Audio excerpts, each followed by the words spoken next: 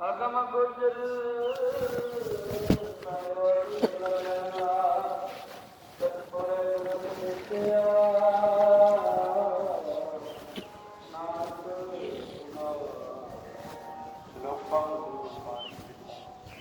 ਮਾਤ ਕਰਤ ਮਹਤ ਇਤਰਾ ਸਦਾ ਸਾਇਆ ਹੈ ਸੰਗਤ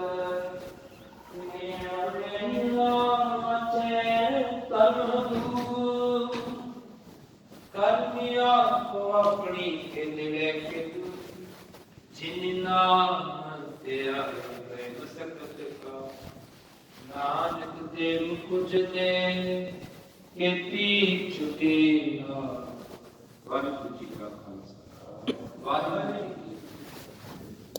ਵਾਹਿਗੁਰੂ ਸਾਹਿਬ ਜੀਓ। ਇੱਕ ਓੰਕਾਰ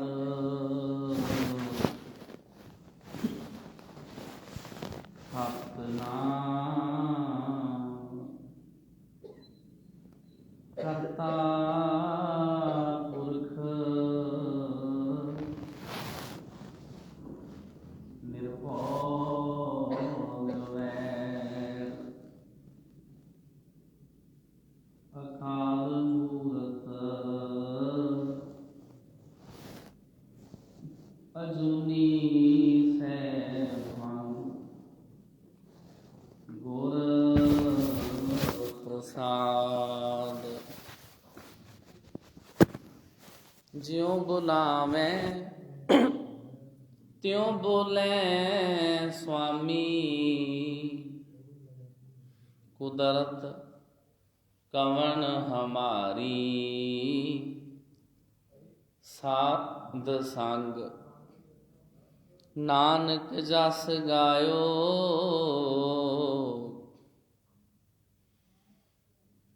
ਜੋ ਪ੍ਰਭ ਕੀ ਅਤ ਪਿਆਰੀ। ਵਾਹਿਗੁਰੂ ਸਾਹਿਬ ਜੀਓ। ਸੋਰਠ ਮਹੱਲਾ ਚੌਥਾ।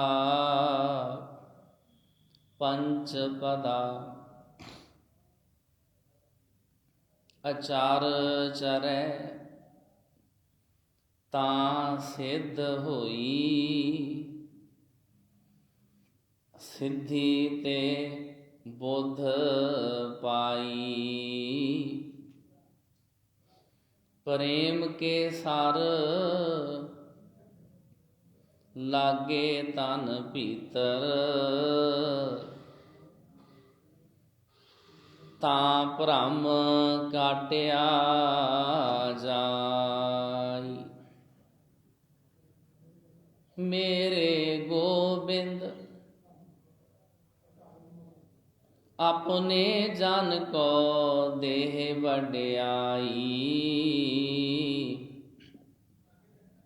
ਗੁਰਮਤਿ RAM ਨਾਮ ਪਰਗਾਸੋ,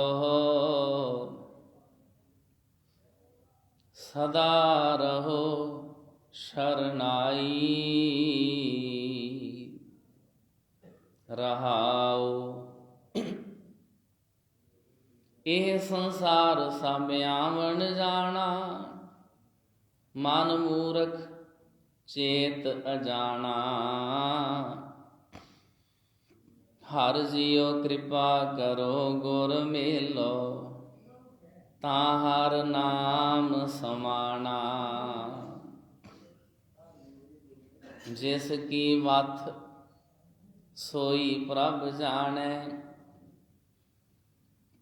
ਜਿਸਨੋ ਦੇ ਸੋ ਪਾਏ। ਵਸਤ ਅਨੂਪ ਅਤ ਅਗੰਮ ਅਗੋਚਰ, ਗੁਰ ਪੂਰਾ ਅਲਖ ਲਖਾਏ। ਜਿਨ ਇਹ ਚਾਖੀ ਸੋਈ ਜਾਣੈ, ਗੂੰਗੇ ਕੀ ਮਿਠਿਆਈ। ਰਤਨ ਲੁਕਾਇਆ ਲੁਕੈ ਨਾਹੀ, ਜੇ ਕੋ ਰਖੈ ਲੁਕਾਈ। ਸਭ ਕਿਛ ਤੇਰਾ ਤੂੰ ਅੰਤਰ ਜਾਮੀ। ਤੂੰ ਸਭਨਾ ਕਾ ਪ੍ਰਭ ਸੋਈ। ਜਿਸਨੂੰ ਦਾਤ ਕਰਹਿ ਸੋ ਪਾਏ। ਜਨ ਨਾਨਕ ਅਵਰ ਨਾ ਕੋਈ। ਸਭ ਕਿਛ ਤੇਰਾ ਤੂੰ ਅੰਤਰ ਜਾਮੀ।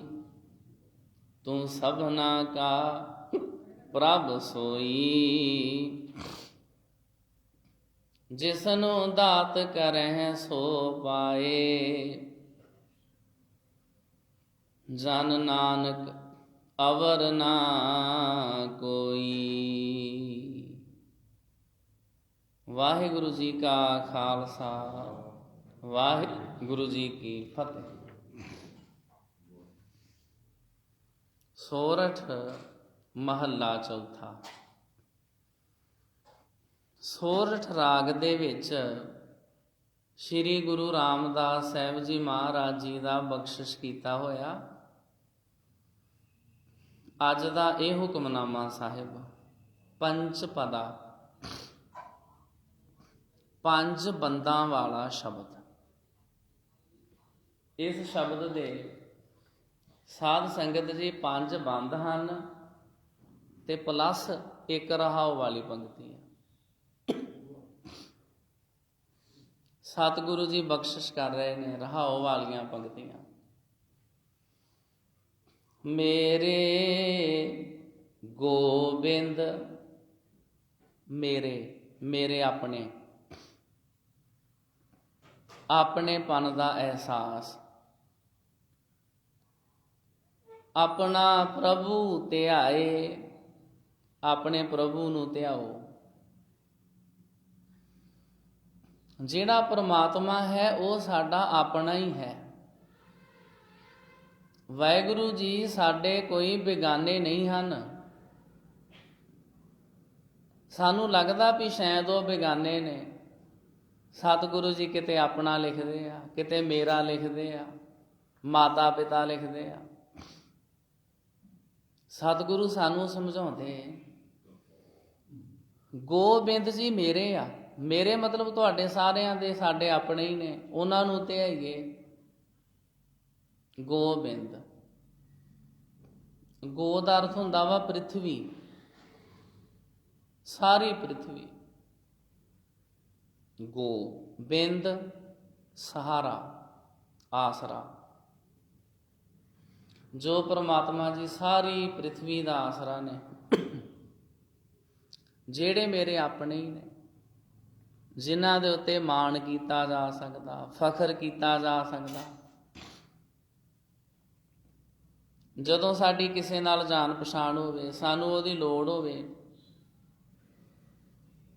ਆਪਾਂ ਕਹਿੰਦੇ ਆ ਵੀ ਕੋਈ ਗੱਲ ਨਹੀਂ, ਉਹ ਤੇ ਸਾਡਾ ਆਪਣਾ ਹੀ ਹੈ, ਉਹ ਤੇ ਮੇਰਾ ਹੈ, ਉਹ ਤੇ ਆਖੇ ਲੱਗੇਗਾ ਨਾ। ਇਸੇ ਤਰ੍ਹਾਂ ਇੱਥੇ ਸਤਿਗੁਰੂ ਜੀ ਨੇ ਗੋਬਿੰਦ ਨੂੰ ਕਿਹਾ ਕਿ ਗੋਬਿੰਦ ਜੀ ਮੇਰੇ ਹੀ ਨੇ। ਇਸ ਵਾਸਤੇ ਜਿਹੜੀ ਅਰਦਾਸ ਬੇਨਤੀ ਕਰਨੀ ਹੋਈ, ਜੋ ਮੰਗਣਾ ਹੋਇਆ, ਜੋ ਕਹਿਣਾ ਹੋਇਆ, ਗੋਬਿੰਦ ਜੀ ਨੂੰ ਕਹਿ ਲਾਂਗੇ, ਪ੍ਰਮਾਤਮਾ ਜੀ ਨੂੰ ਕਹਿ ਲਾਂਗੇ। ਪ੍ਰਮਾਤਮਾ ਜੀ ਕੋਈ ਬੇਗਾਨੇ ਥੋੜ੍ਹੇ। ਇੱਕ ਗੱਲ ਦਾ ਚੇਤਾ ਰੱਖਣਾ, ਆ ਕੁਝ ਦਿਨ ਹੋਏ ਮੈਂ ਇੱਕ ਫੋਟੋ ਵੇਖੀ ਤੇ ਉਹਦੇ ਤੇ ਅਬ ਚਲ ਨਗਰ ਗੋਬਿੰਦ ਗੁਰੂ ਕਾ ਨਾਮ ਜਪਤ ਸੁਖ ਪਾਇਆ ਰਾਮ। ਉੱਥੇ ਕਿਸੇ ਨੇ ਗੁਰੂ ਗੋਬਿੰਦ ਸਿੰਘ ਜੀ ਦੀ ਫੋਟੋ ਲਾਈ। ਉਹ ਪੰਕਤੀਆਂ ਗੁਰੂ ਗੋਬਿੰਦ ਸਿੰਘ ਵਾਸਤੇ ਨਹੀਂ ਹਨ। ਇੱਥੇ ਗੋਬਿੰਦ ਦਾ ਅਰਥ ਗੁਰੂ ਗੋਬਿੰਦ ਸਿੰਘ ਨਹੀਂ ਹੈ। ਅਲੱਗ-ਅਲੱਗ ਥਾਵਾਂ ਦੇ ਉੱਤੇ ਅਰਥ ਅਲੱਗ-ਅਲੱਗ ਹੁੰਦੇ ਹਨ। ਇਹਨਾਂ ਗੱਲਾਂ ਦਾ ਸਾਨੂੰ ਜ਼ਰੂਰ ਧਿਆਨ ਰੱਖਣਾ ਚਾਹੀਦਾ। ਨਾਨਕ ਜੋਰ ਗੋਬਿੰਦ ਕਾ ਪੂਰਨ ਗੁਣਤਾਸ। ਮੈਨੂੰ ਉਹ ਪੰਕਤੀਆਂ ਚੇਤੇ ਆ ਗਈਆਂ। ਇਹ ਪੰਕਤੀ ਸੀ। ਪਹਿਲਾਂ ਤੇ ਗੁਰੂ ਨਾਨਕ ਸਾਹਿਬ ਦੀ ਫੋਟੋ ਲਾ ਦਿੱਤੀ ਇੱਕ ਪਾਸੇ, ਦੂਸਰੀ ਸਾਈਡ ਤੇ ਗੁਰੂ ਗੋਬਿੰਦ ਸਿੰਘ ਜੀ ਦੀ ਲਾ ਦਿੱਤੀ। ਥੱਲੇ ਕਿਸੇ ਨੇ ਲਿਖ ਦਿੱਤਾ ਨਾਨਕ ਜੋਰ ਗੋਬਿੰਦ ਕਾ ਪੂਰਨ ਗੁਣਦਾਸ। ਇਹਨਾਂ ਲੋਕਾਂ ਨੂੰ ਕੌਣ ਸਮਝਾਵੇ ਵੀ ਉੱਥੇ ਗੋਬਿੰਦ ਦਾ ਅਰਥ ਗੁਰੂ ਗੋਬਿੰਦ ਸਿੰਘ ਨਹੀਂ, ਉੱਥੇ ਗੋਬਿੰਦ ਦਾ ਅਰਥ ਅਕਾਲ ਪੁਰਖ ਵਾਹਿਗੁਰੂ ਪ੍ਰਮਾਤਮਾ। ਜਿਹੜਾ ਅਰਥ ਬਣਦਾ ਸਾਨੂੰ ਉਹੀ ਬਣਾਉਣਾ ਚਾਹੀਦਾ, ਆਪਣੀ ਮਰਜ਼ੀ ਨਾਲ ਸਾਨੂੰ ਅਰਥ ਨਹੀਂ ਬਣਾਉਣੇ ਚਾਹੀਏ। ਰਹੋ ਵਿਚਾਰ। ਮੇਰੇ ਗੋਬਿੰਦ, ਹੇ ਮੇਰੇ ਪ੍ਰਮਾਤਮਾ ਜੀ, ਪ੍ਰਿਥਵੀ ਦਾ ਆਸਰਾ ਵਾਹਿਗੁਰੂ ਜੀ, ਆਪਣੇ ਜਨ ਕੋ ਦੇਹ ਵਡਿਆਈ। ਆਪਣੇ ਜਿਹੜੇ ਤੁਹਾਡੇ ਆਪਣੇ ਨੇ, ਜਨ ਦਾ ਅਰਥ ਹੁੰਦਾ ਸੇਵਕ। ਜਿਹੜੇ ਵਾਹਿਗੁਰੂ ਜੀ ਤੁਹਾਡੇ ਸੇਵਕ ਹਨ, ਉਹਨਾਂ ਨੂੰ ਤੁਸੀਂ ਵਡਿਆਈਆਂ ਬਖਸ਼ਿਸ਼ ਕਰਦੇ ਹੋ, ਉਹਨਾਂ ਨੂੰ ਤੁਸੀਂ ਇੱਜ਼ਤ ਮਾਣ ਸਤਿਕਾਰ ਬਖਸ਼ਿਸ਼ ਕਰਦੇ ਹੋ, ਉਹਨਾਂ ਦੀ ਸ਼ੋਭਾ ਹੁੰਦੀ ਹੈ ਜੱਗ ਦੇ ਵਿੱਚ। ਜਿਨ ਨਾਨਕ ਸਤਿਗੁਰ ਪੂਜਿਆ, ਤਿਨ ਹਰ ਪੂਜ ਕਰਾਵਾ। ਇਹ ਤੇ ਗੁਰਬਾਣੀ ਵਿੱਚ ਵੀ ਜ਼ਿਕਰ ਆਇਆ। ਸਤਿਗੁਰੂ ਜੀ ਆਪਣੇ ਪਿਆਰਿਆਂ ਦੀ ਵਡਿਆਈ ਕਰਵਾਉਂਦੇ ਆ, ਆਪਣੇ ਸੇਵਕਾਂ ਦੀ ਸ਼ੋਭਾ ਕਰਵਾਉਂਦੇ ਨੇ। ਜਦੋਂ ਗੁਰੂ ਅਮਰਦਾਸ ਜੀ ਦੇ ਸਮੇਂ ਅਕਬਰ ਬਾਦਸ਼ਾਹ ਦੇ ਦਰਬਾਰ ਵਿੱਚ ਗੁਰੂ ਘਰ ਦੀ ਸ਼ਿਕਾਇਤ ਹੋ ਗਈ। ਇਹ ਸ਼ਿਕਾਇਤਾਂ ਕਿਤੇ ਹੁਣ ਥੋੜੀ ਵੀ ਹੁਣ ਹੋਣ ਲੱਗੀਆਂ, ਸ਼ੁਰੂ ਤੋਂ ਹੀ ਚੱਲੀਆਂ ਆਉਂਦੀਆਂ, ਗੁਰੂ ਨਾਨਕ ਸਾਹਿਬ ਦੇ ਸਮੇਂ ਤੋਂ ਹੀ। ਜਦੋਂ ਕੋਈ ਬੰਦਾ ਕੰਮ ਨਵਾਂ ਕਰੇਗਾ ਤੇ ਸ਼ਿਕਾਇਤ ਤੇ ਉਹਦੀ ਹੋਏਗੀ। ਗੁਰੂ ਅਮਰਦਾਸ ਜੀ ਦੇ ਸਮੇਂ ਗੁਰੂ ਘਰ ਦੀ ਸ਼ਿਕਾਇਤ ਹੋ ਗਈ। ਪੰਡਤਾਂ ਮੁੱਲਾਂ ਮੁਲਾਣਿਆਂ ਨੇ ਇਕੱਠਾ ਹੋ ਕੇ ਸ਼ਿਕਾਇਤ ਕਰਤੀ। ਸ਼ਿਕਾਇਤ ਕੀਤੀ ਜੀ ਇਹਨਾਂ ਨੇ ਜਿਹੜਾ ਗੁਰੂ ਗ੍ਰੰਥ ਸਾਹਿਬ ਤਿਆਰ ਕੀਤਾ, ਜਿਹੜੀ ਬਾਣੀ ਦੀ ਪੋਥੀ ਤਿਆਰ ਕੀਤੀ, ਉਹਦੇ ਵਿੱਚ ਤਾਂ ਮੁਸਲਮਾਨਾਂ ਬਾਰੇ ਬੜਾ ਕੁਝ ਗਲਤ ਲਿਖਿਆ। ਜਿਹੜਾ ਗੁਰੂ ਅਮਰਦਾਸ ਜੀ ਨੇ ਲੰਗਰ ਸ਼ੁਰੂ ਕੀਤਾ ਗੋਇੰਦਵਾਲ ਸਾਹਿਬ, ਉੱਥੇ ਤੇ ਸਾਰੇ ਜਾਤਾਂ ਪਾਤਾਂ ਦੇ ਵਿਤਕਰੇ ਮਿਟਾਤੇ ਆ। ਵਿੱਚੇ ਉਹਦੇ ਬ੍ਰਾਹਮਣ ਬੈਠੀ ਜਾਂਦੇ, ਵਿੱਚੇ ਸ਼ੂਦਰ ਬੈਠੀ ਜਾਂਦੇ ਆ, ਕੋਈ ਕਿਸੇ ਦਾ ਫਰਕ ਰੱਖਦੇ ਹੀ ਨਹੀਂ। ਸਾਰੀਆਂ ਪੁਰਾਣੀਆਂ ਵੇਦਾਂ ਸਿਮਰਤੀਆਂ ਸ਼ਾਸਤਰਾਂ ਦੀ ਮਰਿਆਦਾ ਹੀ ਸਾਰੀ ਤੋੜ ਦਿੱਤੀ ਆ। ਪੰਡਤ ਕਹਿਣ ਲੱਗੇ ਸਾਨੂੰ ਇਸ ਗੱਲ ਦੇ ਉੱਤੇ ਬਹੁਤ ਜ਼ਿਆਦਾ ਇਤਰਾਜ਼ ਆ। ਇੱਕ ਉਹਨਾਂ ਨੇ ਬੋਲੀ ਬਣਾਈ ਆ, ਉਹਦੇ ਵਿੱਚ ਸਾਰੇ ਨਹਾਈ ਜਾਂਦੇ ਆ, ਕੋਈ ਜਾਤ ਪਾਤ ਦਾ ਵਿਤਕਰਾ ਨਹੀਂ।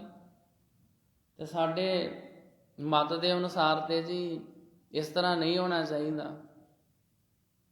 ਉਹ ਵੀ ਬੌਲੀ, ਜਿਹੜੀ ਬੌਲੀ ਉਹਦੇ 'ਚ ਪਾਣੀ ਖਲੋਤਾ ਹੁੰਦਾ, ਉਹਦੇ 'ਚ ਪਾਣੀ ਵਗਦਾ ਥੋੜ੍ਹੀ ਹੈ, ਉਹਦਾ ਲੈਵਲ ਜ਼ਰੂਰ ਉੱਚਾ ਹੋ ਜਾਂਦਾ ਤੇ ਨੀਵਾਂ ਹੋ ਜਾਂਦਾ ਬੌਲੀ ਦਾ। ਬੌਲੀ ਇੱਕ ਖੂਹ ਹੀ ਆ, ਡੂੰਘਾ ਪੌੜੀਆਂ ਬਣਾ ਕੇ ਉਹਨੂੰ ਬਣਾ ਦਿੰਦੇ ਆ।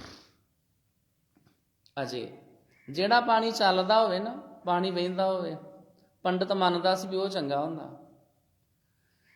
ਉਹਦੇ ਵਿੱਚ ਵੀ ਬਕਾਇਦਾ ਨਹਾਉਣ ਵਾਸਤੇ ਨਾ ਥਾਂ ਬਣਾਏ ਹੁੰਦੇ ਸੀ। ਜਿਹੜੇ ਪਾਸਿਓਂ ਪਾਣੀ ਆ ਰਿਹਾ ਵਾ, ਸਭ ਤੋਂ ਪਹਿਲਾਂ ਉੱਥੇ ਬ੍ਰਾਹਮਣ ਨਹਾਵੇਗਾ, ਉਹ ਉੱਥੇ ਥਾਂ ਮੁਕਰਰ ਕੀਤੀ ਸੀ।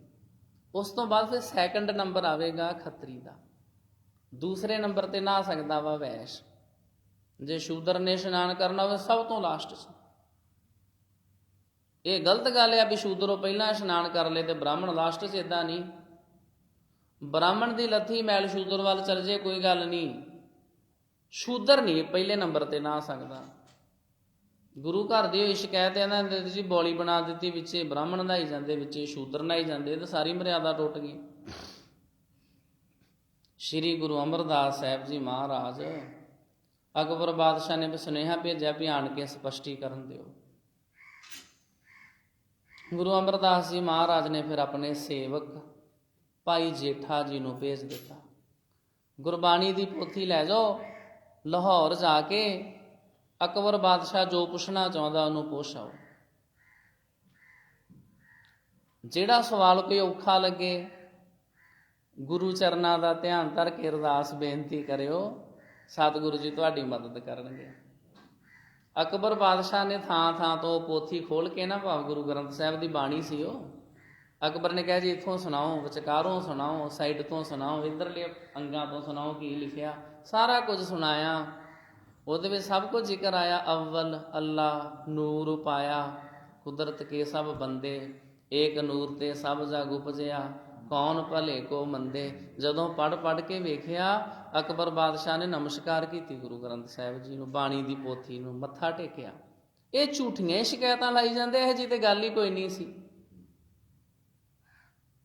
ਭਾਈ ਜੇਠਾ ਜੀ ਨੂੰ ਸ੍ਰੀ ਗੁਰੂ ਅਮਰਦਾਸ ਸਾਹਿਬ ਜੀ ਮਹਾਰਾਜ ਨੇ ਵਡਿਆਈ ਬਖਸ਼ਿਸ਼ ਕੀਤੀ, ਸ਼ੋਭਾ ਬਖਸ਼ਿਸ਼ ਕੀਤੀ। ਗੁਰੂ ਗ੍ਰੰਥ ਸਾਹਿਬ ਜੀ ਸਾਰਿਆਂ ਦੇ ਸਾਂਝੇ ਨੇ। ਇਹ ਸਿਰਫ ਗੁਰੂ ਗ੍ਰੰਥ ਸਾਹਿਬ ਦੇ ਵਿੱਚ ਹੀ ਆ ਵੀ ਗੁਰੂ ਗ੍ਰੰਥ ਸਾਹਿਬ ਵਿੱਚ ਅੱਲਾ ਵੀ ਲਿਖਿਆ, ਰਾਮ ਵੀ ਲਿਖਿਆ, ਗੋਬਿੰਦ ਵੀ ਲਿਖਿਆ, ਮੁਰਾਰੀ ਵੀ ਲਿਖਿਆ, ਬਨਵਾਲੀ ਵੀ ਲਿਖਿਆ, ਕਈ ਨਾਮ ਲਿਖੇ ਆ, ਬੜੇ ਨਾਮ ਲਿਖੇ ਨੇ। ਬੇਸ਼ੱਕ ਉਹ ਰੱਬ ਦੇ ਹੀ ਨਾਮ ਨੇ, ਵਾਹਿਗੁਰੂ ਪਰਮਾਤਮਾ ਦੇ ਨਾਮ ਨੇ। ਵੈਸੇ ਦੇਵੀ ਦੇਵਤਿਆਂ ਦੇ ਨਾਮ ਵੀ ਆਏ ਕਈ ਥਾਵਾਂ ਦੇ ਉੱਤੇ। ਸ਼੍ਰੀ ਰਾਮ ਚੰਦਰ ਜੀ ਦਾ ਨਾਮ ਵੀ ਆਇਆ, ਸੀਤਾ ਦਾ ਨਾਮ ਵੀ ਆਇਆ, ਹਨੂਮਾਨ ਦਾ ਨਾਮ ਵੀ ਆਇਆ। ਰੋਵੇ ਰਾਮ ਨਿਕਾਲਾ ਭਇਆ, ਸੀਤਾ ਲక్ష్మణ ਵਿਛੁੜ ਗਿਆ। ਰੋਵੇ ਦਹਿਸਿਰ ਮੂੰਡ ਕਟਾਏ, ਜਿਨ ਸੀਤਾ ਆਂਦੀ ਡੌਰੂ ਵਾਏ। ਇਤਿਆਦਿਕ ਰਹੋ ਵਿਚਾਰ। ਜਿਹੜੇ ਗੁਰੂ ਸਾਹਿਬ ਨੇ ਉਹ ਆਪਣੇ ਸੇਵਕ ਨੂੰ ਵਡਿਆਈਆਂ ਬਖਸ਼ਿਸ਼ ਕਰਦੇ ਆ। ਗੁਰੂ ਗੋਬਿੰਦ ਸਿੰਘ ਜੀ ਮਹਾਰਾਜ ਨੇ ਖਾਲਸੇ ਨੂੰ ਵਡਿਆਈਆਂ ਬਖਸ਼ੀਆਂ ਵਾ ਤੇ ਬਚਨ ਕੀਤਾ, ਸੇਵ ਕਰੀ ਇਹ ਨਹੀਂ ਕੀ ਭਾਵਤ, ਔਰ ਕੀ ਸੇਵ ਸੁਹਾਤ ਨ ਜੀ ਕੋ। ਗੁਰੂ ਗੋਬਿੰਦ ਸਿੰਘ ਜੀ ਮਹਾਰਾਜ ਦੇ ਬਚਨਿਆਂ, ਜੇ ਸੇਵਾ ਕਰਨੀ ਹੋਈ ਖਾਲਸੇ ਦੀ ਸੇਵਾ ਕਰ ਲਿਓ, ਤੇ ਜੇ ਕੋਈ ਦਾਨ ਦੇਣਾ ਹੋਇਆ ਤੇ ਗੁਰੂ ਦੇ ਸਿੱਖਾਂ ਨੂੰ ਦਿਓ। ਉਹ ਅਰਦਾਸ ਬੇਨਤੀ ਕਰਨਗੇ। ਗੁਰੂ ਦੇ ਸਿੱਖ ਹੀ ਗੁਰੂ ਦਾ ਰੂਪ ਨੇ। ਗੁਰ ਸਿੱਖਾਂ ਅੰਦਰ ਸਤਿਗੁਰ ਵਰਤੈ। ਗੁਰੂ ਸਾਹਿਬ ਜੀ ਆਪਣੇ ਸਿੱਖਾਂ ਦੇ ਵਿੱਚ ਹੀ ਵਰਤਦੇ ਹਨ। ਕਈ ਸਾਖੀਆਂ ਨੇ ਇਹਦੇ ਨਾਲ ਸੰਬੰਧਿਤ। ਮੇਰੇ ਗੋਬਿੰਦ ਆਪਣੇ ਜਨ ਕੋ ਦੇ ਵਡਿਆਈ। ਵਾਹਿਗੁਰੂ ਜੀ ਆਪਣੇ ਪਿਆਰਿਆਂ ਨੂੰ ਵਡਿਆਈ ਬਖਸ਼ਿਸ਼ ਕਰਦੇ ਨੇ। ਗੁਰਮਤਿ RAM ਨਾਮ ਪਰਗਾਸੋ। ਵਾਹਿਗੁਰੂ ਜੀ ਕਿਰਪਾ ਕਰੋ, ਮੈਨੂੰ ਗੁਰੂ ਜੀ ਆਪਣੀ ਮੱਤ ਬਖਸ਼ਿਸ਼ ਕਰੋ। ਮੱਥਾ ਟੇਕਣ ਦਾ ਮਤਲਬ ਵੀ ਇਹੋ ਹੀ ਆ। ਚੀਜ਼ਾਂ ਤੇ ਹੋਰ ਵੀ ਬੜੀਆਂ ਨੇ। ਅਸੀਂ ਗੁਰੂ ਸਾਹਿਬ ਦੇ ਅੱਗੇ ਰੱਖਦੇ ਆਪਣਾ ਸਿਰ। ਸਿਰ ਕਿਉਂ ਰੱਖਦੇ ਆ? ਸਿਰ 'ਚ ਦਿਮਾਗ ਹੁੰਦਾ ਵਾ, ਦਿਮਾਗ 'ਚ ਤੇ ਮੱਤ ਹੁੰਦੀ ਆ। ਜਦੋਂ ਕਿਧਰੇ ਕੋਈ ਗੱਲਬਾਤ ਚੱਲੇ, ਕੋਈ ਬੰਦਾ ਬੁਰਾ ਕੰਮ ਕਰੇ, ਉਹਨੂੰ ਲੋਕ ਕਹਿੰਦੇ ਤੈਨੂੰ ਮੱਤ ਨਹੀਂ ਹੈ, ਇਸ ਤਰ੍ਹਾਂ ਸਿਰ ਨੂੰ ਹੱਥ ਲਾ ਕੇ। ਇਹਦਾ ਮਤਲਬ ਜਿਹੜੀ ਮੱਤ ਹੁੰਦੀ ਆ ਉਹ ਸਿਰ 'ਚ ਹੁੰਦੀ ਆ। ਗੁਰੂ ਸਾਹਿਬ ਜੀ ਦੇ ਅੱਗੇ ਲੈ ਕੇ ਸਿਰ ਰੱਖ ਦਈਦਾ।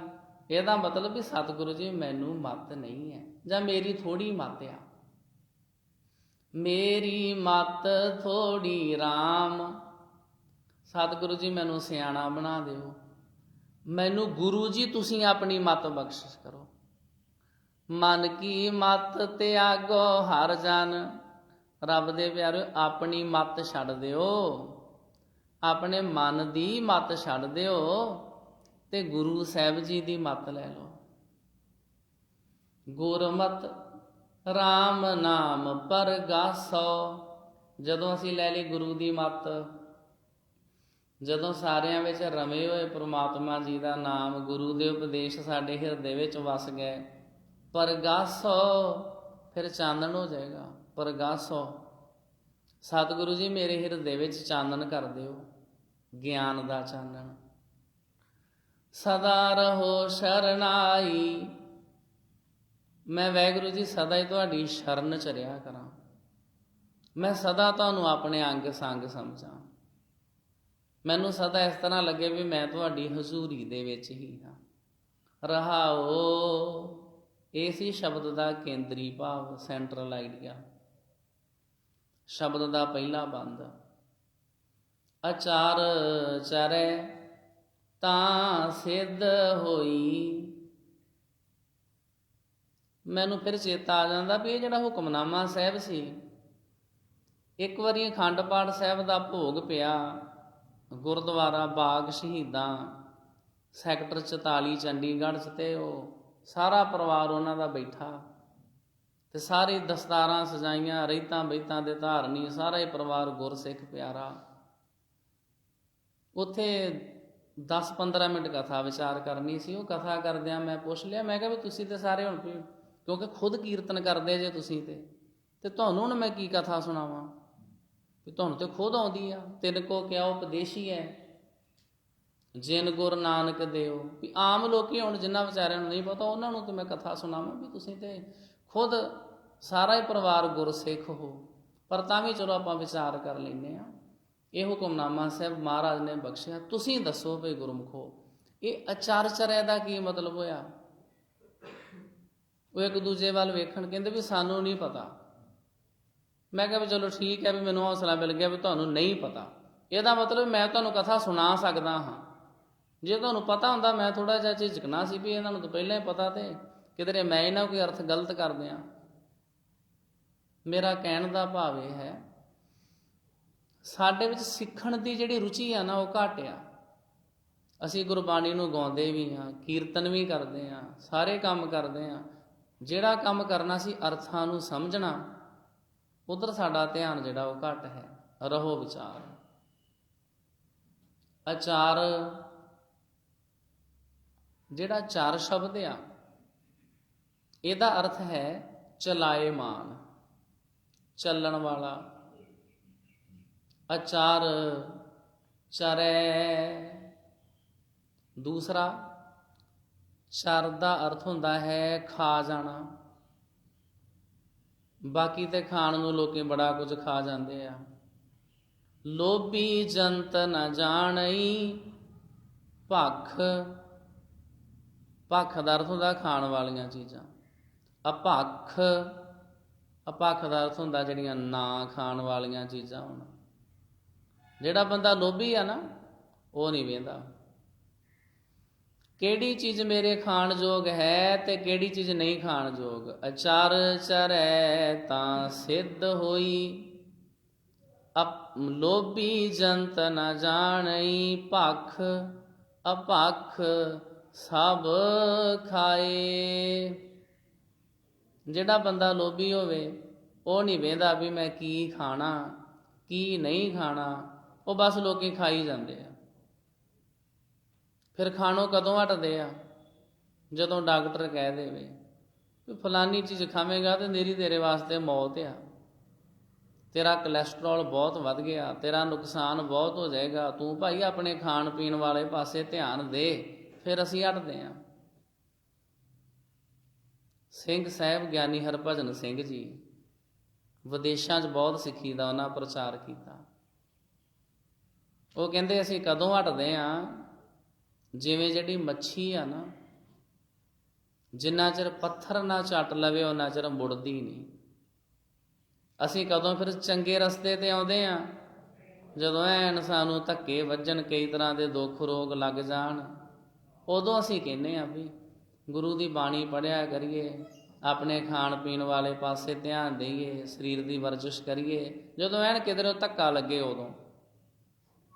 ਨਹੀਂ ਤੇ ਅਸੀਂ ਨਾ ਚਰਨ ਵਾਲੀਆਂ ਚੀਜ਼ਾਂ ਵੀ ਜਿਹੜੀਆਂ ਚਰੀ ਜਾਂਦੇ ਹਾਂ। ਤੇ ਸਤਿਗੁਰੂ ਸਮਝਾਉਂਦੇ ਇੱਕ ਚੀਜ਼ ਐਸੀ ਹੈ ਜਿਹੜੀ ਚਰਨੀ ਸੀ ਉਹ ਤੁਹਾਡੇ ਕੋਲੋਂ ਚਰੀ ਨਹੀਂ ਗਈ, ਜਿਹੜੀ ਚੀਜ਼ ਖਾਣੀ ਸੀ ਉਹ ਖਾਧੀ ਨਹੀਂ ਗਈ, ਉਹ ਸੀ ਹਉਮੈ। ਜਿਹਨੂੰ ਜਿੱਤਣਾ ਸੀ ਉਹ ਸੀ ਮਨ। ਨਾ ਤੇ ਅਸੀਂ ਹਉਮੈ ਨੂੰ ਖਤਮ ਕਰ ਸਕੇ ਹਾਂ ਤੇ ਨਾ ਅਸੀਂ ਮਨ ਦੇ ਉੱਤੇ ਜਿੱਤ ਪ੍ਰਾਪਤ ਕਰ ਸਕੇ ਹਾਂ।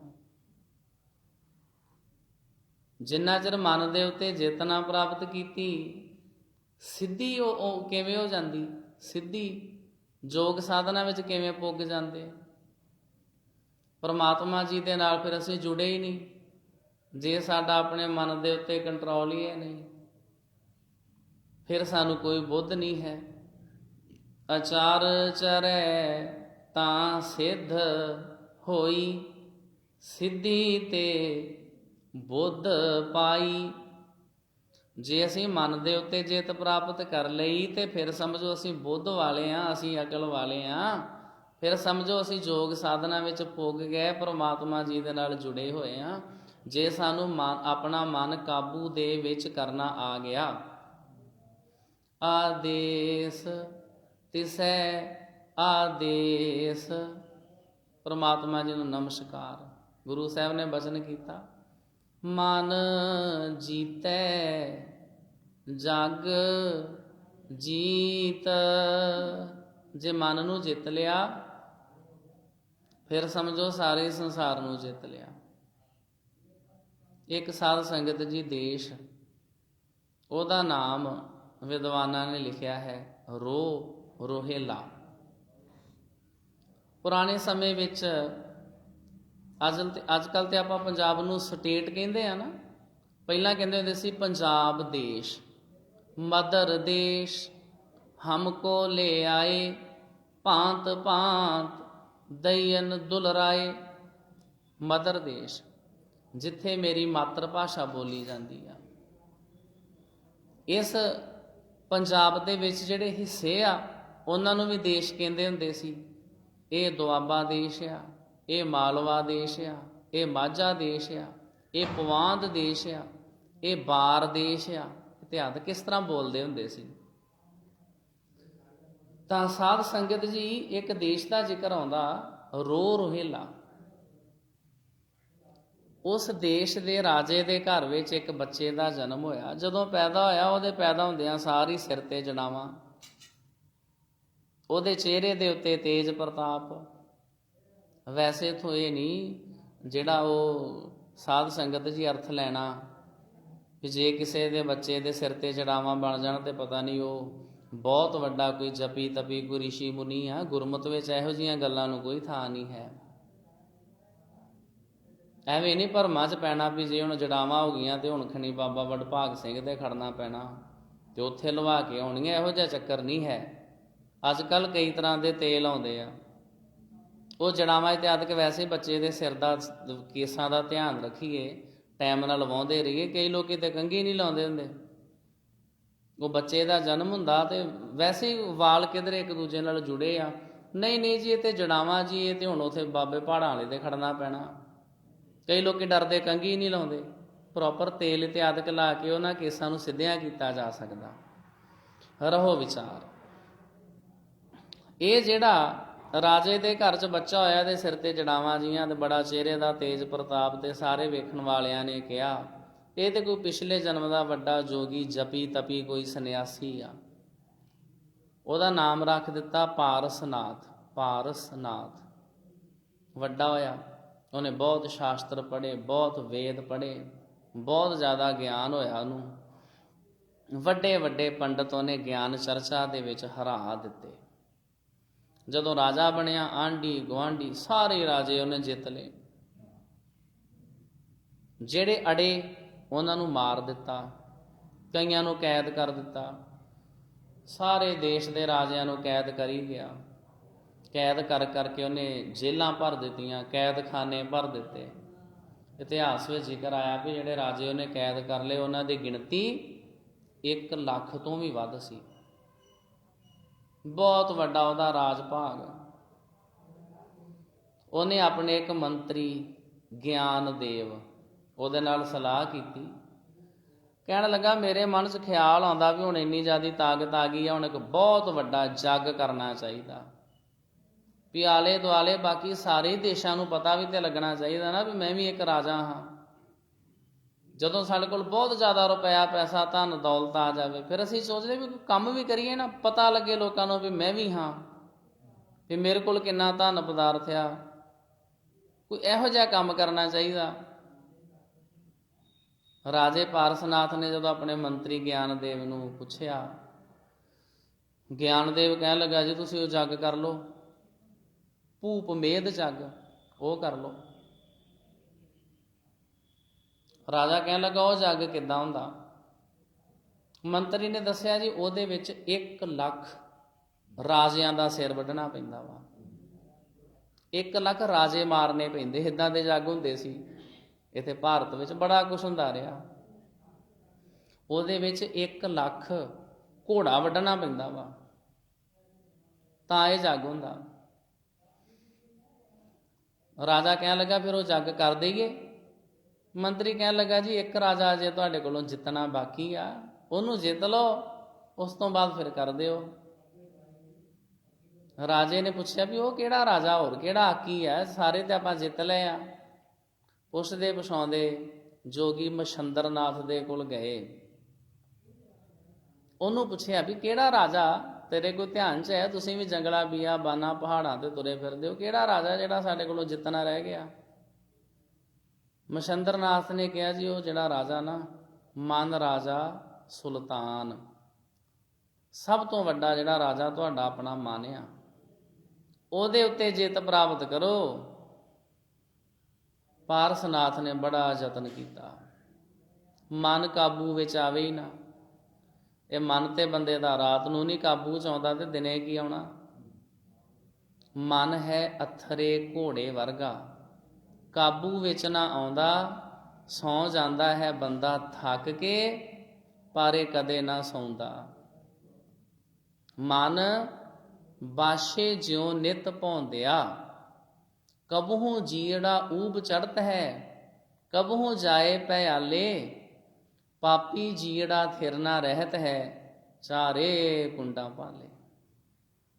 ਮਨ ਦੀ ਬਹੁਤ ਤੇਜ਼ ਸਪੀਡ ਆ। ਇੱਥੇ ਬੈਠੇ ਬੈਠੇ ਭਾਵੇਂ ਆਪਣੇ ਘਰੋਂ ਆਈਏ, ਜਿੱਧਰ ਦਾ ਮਰਜ਼ੀ ਚੱਕਰ ਲਾ ਲਓ, ਭਾਵੇਂ ਦਿੱਲੀ ਮੁੰਬਈ ਜਿੱਧਰ ਵਿਦੇਸ਼ 'ਚ ਚੱਲ ਜਾਓ, ਇੱਕ ਚੁਟਕੀ ਉਸੇ ਵੇਲੇ, ਬਸ 1 ਸੈਕਿੰਡ ਦੀ ਗੱਲ ਆ। ਮਨ ਦੀ ਇੰਨੀ ਫਾਸਟ ਜਿਹੜੀ ਸਪੀਡ ਆ। ਰਾਜੇ ਨੇ ਬਥੇਰੀ ਕੋਸ਼ਿਸ਼ ਕੀਤੀ, ਮਨ ਕਿੱਥੇ ਕਾਬੂ 'ਚ ਆਵੇ। ਬੜਾ ਦੁਖੀ ਹੋਇਆ, ਬੜਾ ਪਰੇਸ਼ਾਨ ਤੰਗ ਹੋਇਆ। ਜਦੋਂ ਨਾ ਹੀ ਕੋਈ ਪੇਸ਼ ਚੱਲੀਏ, ਨਾ ਜ਼ਿਆਦਾ ਚਿੰਤਾ ਪਰੇਸ਼ਾਨੀਆਂ, ਡਿਪਰੈਸ਼ਨ 'ਚ ਗਿਆ, ਆਪਣੀ ਚਿਖਾ ਬਣਾ ਕੇ ਆਪੇ ਸੜ ਮਰਿਆ। ਇੰਨਾ ਕੁਛ ਜਿੱਤਿਆ ਤੇ ਮਨ ਕੀ ਸੀ, ਮੈਂ ਮਨ ਨੂੰ ਵੀ ਨਾ ਕਾਬੂ ਵਿੱਚ ਕਰ ਸਕਿਆ। ਸਤਿਗੁਰੂ ਸਮਝਾਉਂਦੇ, ਜੇ ਤੁਹਾਨੂੰ ਆਪਣੇ ਮਨ ਦੇ ਉੱਤੇ ਕੰਟਰੋਲ ਕਰਨਾ ਆ ਗਿਆ, ਜੇ ਤੁਹਾਡੇ ਅੰਦਰ ਸਹਿਜ ਅਵਸਥਾ ਪੈਦਾ ਹੋ ਗਈ, ਫਿਰ ਸਮਝੋ ਤੁਸੀਂ ਸਿੱਧ ਜੇ, ਫਿਰ ਸਮਝੋ ਤੁਹਾਨੂੰ ਸਾਰੀ ਮੱਤ ਬੁੱਧ ਆ ਗਈ ਆ। ਅਚਾਰ ਚਰੈ ਤਾਂ ਸਿੱਧ ਹੋਈ, ਸਿੱਧੀ ਤੇ ਬੁੱਧ ਪਾਈ, ਪ੍ਰੇਮ ਕੇ ਸਰ, ਸਰ ਦਾ ਅਰਥ ਹੁੰਦਾ ਤੀਰ। ਪ੍ਰੇਮ ਕੇ ਸਰ ਲਾਗੇ ਤਨ ਭੀਤਰ, ਤਾਂ ਭ੍ਰਮ ਕਾਟਿਆ ਜਾਈ। ਇਹ ਤੇ ਗੁਰੂ ਸਾਹਿਬ ਜੀ ਦੇ ਪ੍ਰੇਮ ਦੇ ਤੀਰ ਤੁਹਾਡੇ ਸਰੀਰ ਵਿੱਚ, ਮਨ ਦੇ ਵਿੱਚ ਵੱਜਣ, ਤੇ ਤਾਂ ਸਾਰੇ ਦਾ ਸਾਰਾ ਭਰਮ ਕੱਟਿਆ ਜਾ ਸਕਦਾ। ਜਿਹੜਾ ਤੀਰ ਆ ਨਾ ਜੀ, ਅਗਲੇ ਪਾਸਿਓਂ ਤਿੱਖਾ ਹੁੰਦਾ ਵਾ, ਤੇ ਜਦੋਂ ਸਰੀਰ ਵਿੱਚ ਵੱਜ ਜਾਂਦਾ ਵਾ, ਮੁੜ ਕੇ ਵਾਪਸ ਕੱਢਣਾ ਬੜਾ ਮੁਸ਼ਕਲ ਹੋ ਜਾਂਦਾ। ਜੇ ਵਾਪਸ ਤੀਰ ਨੂੰ ਖਿੱਚੀਏ, ਨਾਲ ਹੀ ਮਾਸ ਬਾਹਰ ਆਉਂਦਾ। ਗੁਰੂ ਸਾਹਿਬ ਜੀ ਕਿਤੇ ਕਿਰਪਾ ਕਰਨ, ਇਹੋ ਜਿਹਾ ਸੀਨੇ ਵਿੱਚ ਮੇਰੇ ਮਨ ਪ੍ਰੇਮ ਲੱਗੋ ਹਰ ਤੀਰ, ਕਿਤੇ ਗੁਰੂ ਦੇ ਪਿਆਰ ਦਾ ਤੀਰ ਹਿਰਦੇ 'ਚ ਵੱਜ ਜਾਵੇ, ਉਹਦੇ ਨਾਲ ਫਿਰ ਵਹਿਮ ਭਰਮ ਇਤਿਆਦਿਕ ਸਾਰੇ ਖਤਮ ਹੋ ਜਾਂਦੇ ਨੇ। ਤਾਂ ਇਹ ਮਨ ਕਾਬੂ 'ਚ ਆਉਂਦਾ। ਤੀਰ ਮਾਰ ਕੇ ਫਿਰ ਅਗਲੇ ਨੂੰ ਕਾਬੂ 'ਚ ਕਰ ਲਈਦਾ, ਫਿਰ ਉਹ ਹਿੱਲਣ ਜੁਲਣ ਜੋਗਾ ਨਹੀਂ ਨਾ ਰਹਿੰਦਾ। ਮਨ ਵਿੱਚ ਪ੍ਰੇਮ ਦਾ ਤੀਰ ਵੱਜੇ ਤਾਂ ਮਨ ਕਾਬੂ 'ਚ ਆਉਂਦਾ। ਦੂਸਰਾ ਬੰਦ, ਇਹ ਸੰਸਾਰ ਸਭ ਆਵਣ ਜਾਣਾ, ਮਨ ਮੂਰਖ ਚੇਤ ਅਜਾਣਾ। ਹੇ ਮੇਰੇ ਅਣਜਾਣ ਮਨਾ, ਤੈਨੂੰ ਇਸ ਗੱਲ ਦੀ ਸਮਝ ਨਹੀਂ ਆਉਂਦੀ, ਤੂੰ ਮੂਰਖ ਹੈ। ਤੇਰੀਆਂ ਅੱਖਾਂ ਦੇ ਵੇਂਦਿਆਂ ਵੇਂਦਿਆਂ ਕਿੰਨੇ ਜੀਵ ਸੰਸਾਰ ਤੋਂ ਤੁਰੇ ਜਾਂਦੇ ਆ, ਕਿੰਨੇ ਆਈ ਜਾਂਦੇ ਆ, ਤਾਂ ਵੀ ਤੂੰ ਇਸ ਸੰਸਾਰ ਨੂੰ, ਇੱਥੇ ਵਸਣਾ ਸਦਾ ਹੀ ਮੰਨ ਕੇ ਬੈਠਾ ਹੈ। ਇਹ ਸੰਸਾਰ ਸਭ ਆਵਣ ਜਾਣਾ, ਆਉਣ ਜਾਣ ਵਾਲਾ ਏ। ਇਹ ਦੁਨੀਆ ਇੱਕ ਸਰਾਂ ਬਣੀ, ਇਹ ਸਰਾਂ ਆ। ਕਈ ਤੁਰ ਜਾਂਦੇ, ਕਈ ਆ ਜਾਂਦੇ, ਕਈ ਫੁੱਲਾਂ ਨਾਲ ਨਹੀਂ ਹੱਸ ਸਕਦੇ, ਕਈ ਕੰਡਿਆਂ ਨਾਲ ਨਿਭਾ ਜਾਂਦੇ। ਇਹ ਸੰਸਾਰ ਇੱਕ ਸਰਾਂ ਆ। ਇਹਾਂ ਬਸਨਾ ਰਾਤ ਮੂੜੇ ਮੂਰਖਾ, ਇੱਥੇ ਤੂੰ ਬਸ ਇੱਕ ਰਾਤ ਹੀ ਰਹਿਣਾ। ਇਹ ਸਾਡੀ ਜ਼ਿੰਦਗੀ ਰਾਤ ਆ, ਇਹਦੀ ਮੁੜ ਕੇ ਫਿਰ ਸਵੇਰ ਹੋ ਜਾਣੀ ਆ, ਇਹਨੂੰ ਫਿਰ ਛੱਡ ਕੇ ਜਾਣਾ ਪੈਣਾ। ਜੈਸੇ ਰਹਿਣ ਪਰੌਹਣੇ ਉੱਠ ਚੱਲ ਸੈਂ ਪ੍ਰਭਾਤ। ਜਦੋਂ ਆਪਾਂ ਕਿਸੇ ਰਿਸ਼ਤੇਦਾਰੀ 'ਚ ਜਾਂਦੇ ਹਾਂ ਤੇ ਉਹ ਪੁੱਛਦੇ ਵੀ ਕਿੱਦਾਂ ਰਹੋਗੇ ਕੁਝ ਦਿਨ, ਆਪਾਂ ਕਹਿੰਦੇ ਵੀ ਨਹੀਂ ਸਰਦਾ ਹੀ ਨਹੀਂ, ਇੰਨੇ ਕੰਮ ਧੰਦੇ ਸਰਦਾ ਹੀ ਨਹੀਂ। ਉਹ ਕਹਿੰਦੇ ਨਹੀਂ ਜੀ ਇੱਦਾਂ ਨਾ ਕਰੋ, ਹੁਣ ਕਿੰਨੇ ਚਿਰ ਬਾਅਦ ਤੇ ਤੁਸੀਂ ਆਏ ਜੇ, ਕੁਝ ਸਮਾਂ ਰਹੋ। ਆਪਾਂ ਕਹਿੰਦੇ ਵੀ ਚਲੋ ਫਿਰ ਇੱਕ ਰਾਤ ਰਹਿ ਪੈਂਦੇ ਹਾਂ। ਇੱਕ ਰਾਤੀ ਕੇ ਸਭ ਪਾਉ ਹੋਣਿਆ। ਆਪਾਂ ਵੀ ਜਿੰਨੇ ਆ ਨਾ ਸਾਰੇ ਬਸ ਇੱਕ ਰਾਤ ਦੇ ਪਰੌਣੇ ਆ। ਰਾਤ ਕੀ ਆ? ਸਾਡੀ ਜ਼ਿੰਦਗੀ। ਇਹਨੇ ਖਤਮ ਹੋ ਜਾਣਾ, ਬਾਅਦ ਚ ਦਿਨ ਚੜ ਜਾਣਾ। ਫਿਰ ਆਲੇ ਦੁਆਲੇ ਵੇਖਾਂਗੇ ਵੀ ਸਾਰੀ ਰਾਤ ਲੰਘ ਗਈ ਆ, ਨੇਕ ਕਰਮ ਤੇ ਕੋਈ ਵੀ ਨਾ ਕੀਤੇ, ਸਾਰੀ ਜ਼ਿੰਦਗੀ ਖਤਮ ਹੋ ਗਈ ਆ। ਸਤਿਗੁਰੂ ਜੀ ਵਚਨ ਕਰਦੇ, ਮਨ ਮੇਰਿਆ ਮੂਰਖਾ ਇਸ ਗੱਲ ਨੂੰ ਸਮਝ, ਇਹ ਸੰਸਾਰ ਸਭ ਆਵਣ ਜਾਣਾ, ਮਨ ਮੂਰਖ ਚੇਤ ਅਜਾਣਾ। ਪ੍ਰਮਾਤਮਾ ਜੀ ਨੂੰ ਚੇਤਿਆ ਕਰ, ਯਾਦ ਕਰਿਆ ਕਰ। ਹਰ ਜੀਓ ਕਿਰਪਾ ਕਰੋ ਗੁਰ ਮੇਲੋ, ਤਾਂ ਹਰ ਨਾਮ ਸਮਾਣਾ। ਸਦਾ ਹਰੇ ਭਰੇ ਰਹਿਣ ਵਾਲੇ ਅਕਾਲ ਪੁਰਖ ਵਾਹਿਗੁਰੂ ਜੀ ਕਿਰਪਾ ਕਰੋ, ਗੁਰੂ ਦੇ ਨਾਲ ਸਾਨੂੰ ਮਿਲਾਈ ਰੱਖੋ। ਗੁਰੂ ਜੀ ਨੂੰ ਮਿਲ ਮਿਲ ਕੇ ਸਾਡੀ ਸਮਾਈ ਨਾਮ ਦੇ ਵਿੱਚ ਹੋ ਜਾਵੇ। ਅਸੀਂ ਨਾਮ ਦੇ ਵਿੱਚ ਸਮਾ ਜਾਈਏ, ਤੁਹਾਡੀ ਬਾਣੀ 'ਚ ਸਮਾ ਜਾਈਏ। ਸਤਿਗੁਰੂ ਜੀ ਤੁਹਾਡੇ ਵਰਗਾ ਸਾਡਾ ਵੀ ਸੁਭਾਅ ਬਣ ਜਾਵੇ। ਹਰ ਨਾਮ ਸਮਾਣਾ ਦਾ ਅਰਥ ਇਹ ਆ, ਅਸੀਂ ਵੀ ਜਿਹਦਾ ਨਾਮ ਜਪਦੇ ਹਾਂ ਉਹਦੇ ਵਰਗੇ ਹੋ ਜਾਈਏ। ਜਿਸ ਕੀ ਵਥ ਸੋਈ ਪ੍ਰਭ ਜਾਣੈ, ਜਿਸ ਨੂੰ ਦੇ ਸੋ ਪਾਏ। ਇਹ ਜਿਹੜੀ ਪ੍ਰੇਮ ਦੀ ਵਸਤੂ ਹੈ, ਇਹ ਅਕਾਲ ਪੁਰਖ ਵਾਹਿਗੁਰੂ ਜੀ ਦੇ ਵਸ ਵਿੱਚ ਹੈ। ਇਹ ਪ੍ਰੇਮ ਦੀ ਸਾਰ ਕੋਈ ਵਿਰਲੇ ਟਾਵੇਂ ਜਾਣਦੇ ਰੱਬ ਦੇ ਪਿਆਰੇ। ਪ੍ਰਭੂ ਜੀ ਆਪ ਹੀ ਜਾਣਦੇ ਆ ਵੀ ਪ੍ਰੇਮ ਕਿੰਨਾ ਮਹਾਨ ਹੁੰਦਾ। ਸਾਚ ਕਹੋ ਸੁਨ ਲਿਓ ਸਭੈ ਜਿਨ ਪ੍ਰੇਮ ਕੀਓ, ਤਿਨ ਹੀ ਪ੍ਰਭ ਪਾਇਓ। 9 ਪ੍ਰਕਾਰ ਦੀ ਭਗਤੀ ਲਿਖੀ ਆ, ਉਹਦੇ ਵਿੱਚੋਂ ਸਭ ਤੋਂ ਮਹਾਨ ਭਗਤੀ ਲਿਖੀ ਆ ਪ੍ਰੇਮਾ ਭਗਤੀ। ਪ੍ਰੇਮ ਨਾਲ ਭਗਤੀ ਕਰਨੀ, ਪ੍ਰੇਮ ਨਾਲ ਵਾਹਿਗੁਰੂ ਜੀ ਦੇ ਗੁਣ ਗਾਉਣੇ। ਇਹ ਪ੍ਰੇਮ ਦੀ ਦਾਤ ਉਹਨੂੰ ਮਿਲਦੀ ਆ ਜਿਹਨੂੰ ਅਕਾਲ ਪੁਰਖ ਵਾਹਿਗੁਰੂ ਜੀ ਦੇਣ। ਵਸਤ ਅਨੂਪ, ਇਸ ਵਸਤੂ ਦੀ ਉਪਮਾ ਨਹੀਂ ਕੀਤੀ ਜਾ ਸਕਦੀ। ਅਤ ਅਗੰਮ, ਸਾਡੀ ਗਮਤਾ ਤੋਂ ਦੂਰ ਆ, ਪਹੁੰਚ ਤੋਂ ਦੂਰ ਆ। ਅਗੋਚਰ, ਚਾਰ ਪਹੁੰਚ, ਗੋ ਗਿਆਨ ਇੰਦਰੇ, ਅ ਜਿਹੜਾ ਐਡਾ ਲੱਗਾ ਨਾ ਅਗੇਤਰ, ਨਾਵਾਚੀ ਸ਼ਬਦ ਬਣ ਗਿਆ। ਇਹ ਪ੍ਰੇਮ ਦੀ ਵਸਤੂ ਸਾਡੇ ਗਿਆਨ ਇੰਦਰਿਆਂ ਦੇ ਵੱਸ ਦੀ ਬਾਤ ਵੀ ਨਹੀਂ ਹੈ। ਗੁਰ ਪੂਰਾ ਲੱਖ ਲਖਾਏ, ਇਹ ਤੇ ਪੂਰੇ ਗੁਰੂ ਸਾਹਿਬ ਜੀ ਕਿਰਪਾ ਕਰਕੇ ਇਹਦੀ ਸੋਝੀ ਬਖਸ਼ਦੇ ਆ। ਜਿਨ ਇਹ ਚਾਖੀ ਸੋਈ ਜਾਣੈ, ਗੂੰਗੇ ਕੀ ਮਿਠਿਆਈ। ਇਹ ਤੇ ਵਸਤੂ ਜਿਹੜਾ ਚੱਖ ਲੈਂਦਾ ਨਾ ਉਹਨੂੰ ਹੀ ਪਤਾ ਚੱਲਦਾ, ਦੂਸਰਿਆਂ ਨੂੰ ਨਹੀਂ ਪਤਾ ਚੱਲਦਾ।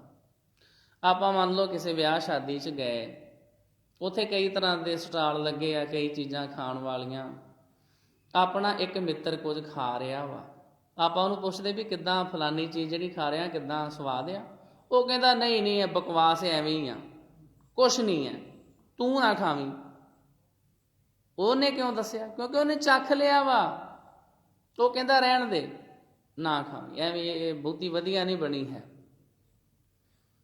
ਜਿਨ ਇਹ ਚਾਖੀ ਸੋਈ ਜਾਣੈ, ਜਿਹੜਾ ਚੱਖਦਾ ਵਾ ਉਹਨੂੰ ਟੇਸਟ ਦਾ ਪਤਾ ਚੱਲਦਾ।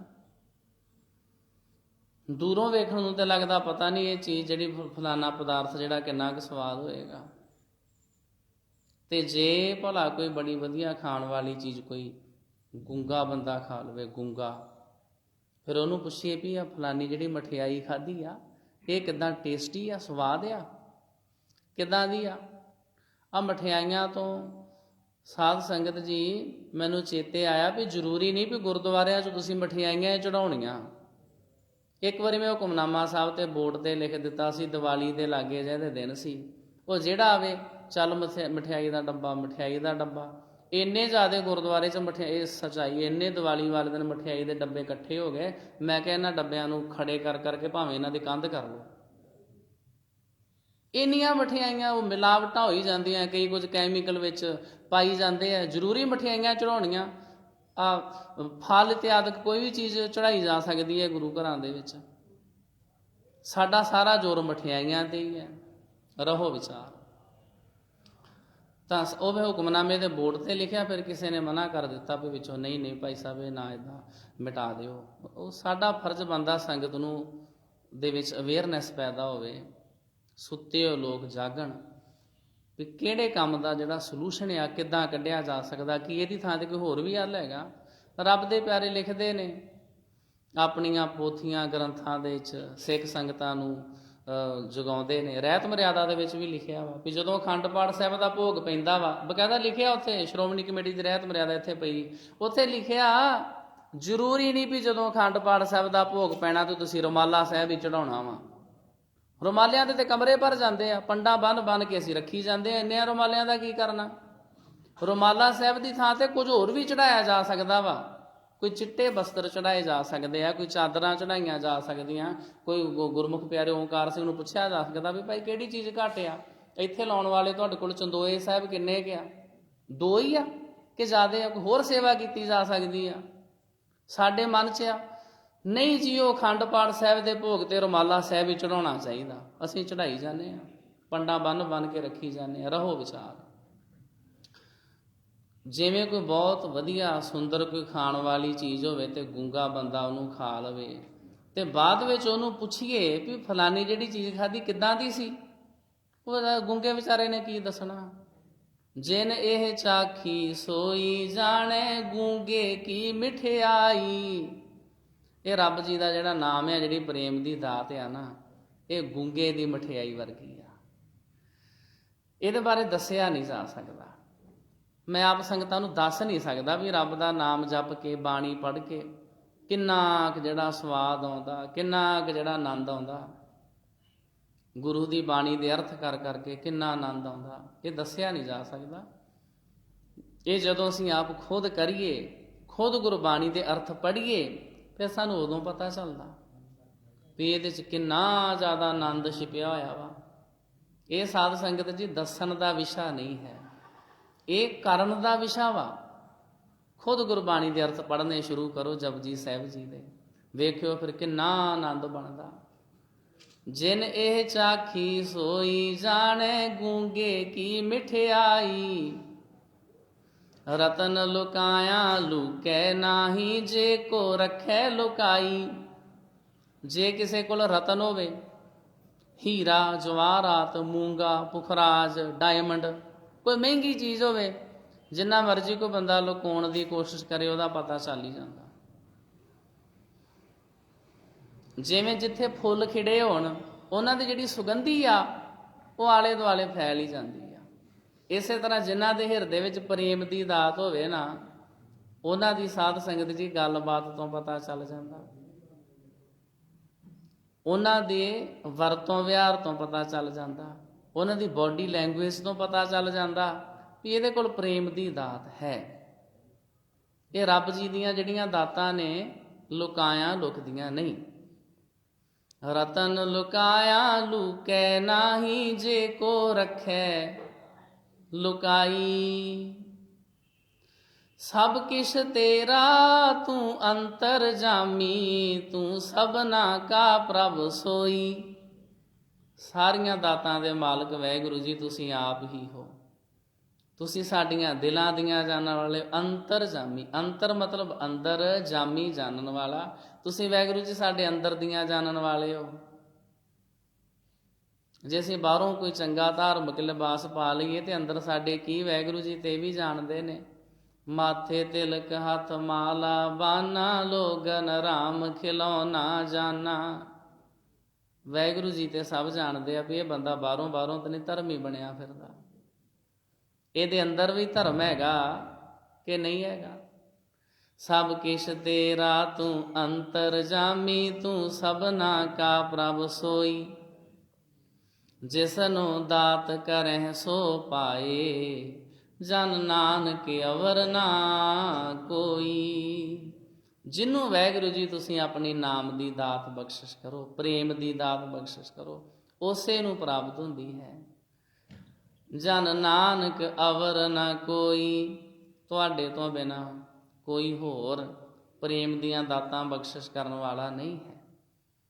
ਇਹ ਪਿਰਮ ਪਿਆਲਾ ਖਸਮ ਕਾ, ਜੈ ਭਾਵੈ ਤੈ ਦੇ। ਇਹ ਤੇ ਵਾਹਿਗੁਰੂ ਜੀ ਜਿਹੜਾ ਤੁਹਾਨੂੰ ਭਾ ਜਾਵੇ, ਉਹਨੂੰ ਤੁਸੀਂ ਆਪਣੇ ਪ੍ਰੇਮ ਦਾ, ਪਿਆਰ ਦਾ ਪਿਆਲਾ ਭਰ ਕੇ ਪਿਆ ਦਿੰਦੇ ਹੋ। ਉਹ ਰੱਬ ਦਾ ਪਿਆਰਾ ਫਿਰ ਸਰਸ਼ਾਰ ਹੋ ਜਾਂਦਾ, ਆਨੰਦਿਤ ਹੋ ਜਾਂਦਾ ਤੇ ਤੁਹਾਡੇ ਰੰਗ ਦੇ ਵਿੱਚ ਰੰਗਿਆ ਜਾਂਦਾ ਹੈ। ਵਾਹਿਗੁਰੂ ਜੀ ਕਾ ਖਾਲਸਾ, ਵਾਹਿਗੁਰੂ ਜੀ ਕੀ ਫਤਿਹ। ਰਾਮ ਕਲੀ ਮਹੱਲਾ ਤੀਜਾ। ਆਨੰਦ ਏਕ ਓੰਕਾਰ ਸਤਿਗੁਰ ਪ੍ਰਸਾਦ। ਆਨੰਦ ਪਿਆ ਮੇਰੀ ਮਾਏ ਸਤਿਗੁਰੂ ਮੈਂ। ਸਤਿਗੁਰ ਤਾਂ ਪਾਇਆ ਸਹਿਜ ਸੇਤੀ ਮਨ ਵਜੀਆਂ। ਰਾਗ ਰਤਨ ਪਰਵਾਰ ਭਰੀਆਂ ਸ਼ਬਦ ਗਾਵਣ। ਸ਼ਬਦੋ ਤਾਂ ਗਾਵੋ ਹਰੀ ਕੇਰਾ ਮਨ ਜਿਨੀ। ਕਹਿ ਨਾਨਕ ਆਨੰਦ ਹੋਆ ਸਤਿਗੁਰੂ ਮੈਂ। ਏ ਮਨ